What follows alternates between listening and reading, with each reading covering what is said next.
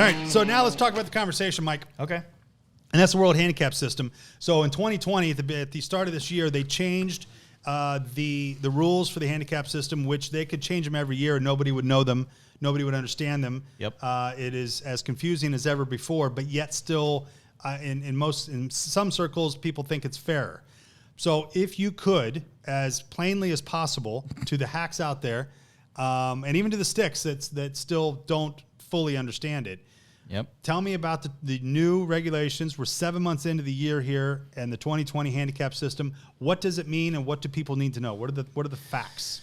So, to me, the biggest, well, there's a couple pretty big changes, but to me, the biggest one is that they now revise your handicap daily, or based on how often you post. So if you post a score today, that hits your handicap tomorrow. Prior, it was twice a month, so you would have this lull where you could be playing really well and still be getting probably additional strokes you shouldn't be getting. Right.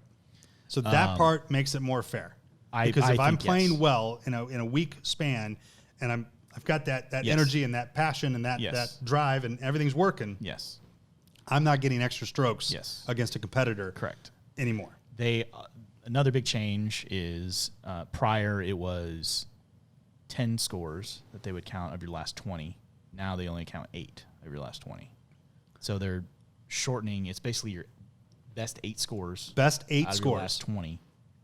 And that's basically shrinking that sample size so that, in theory, the number that you are at is closer to how you're actually playing currently. Right then. Right then, at that moment. And that part I agree with 100%. Yes.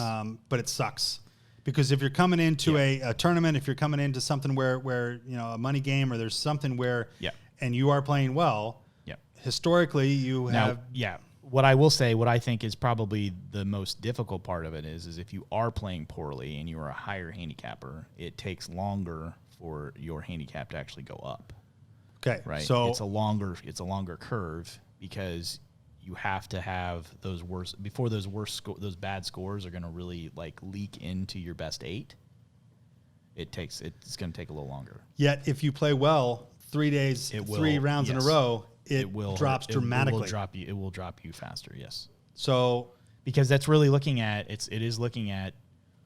what is your I want to say potential to be able to shoot a round, and it's trying to take that into account. So what a handicap is not saying is just an average of your scores recently and averaging those up and saying here's your handicap. Yeah. What the handicap is saying is that if you're playing well, you could, and based upon your scores and the trends, you could shoot this. Yep. Right? Yep. And therefore that's the amount of strokes you would get against a scratch player like yourself. Yep.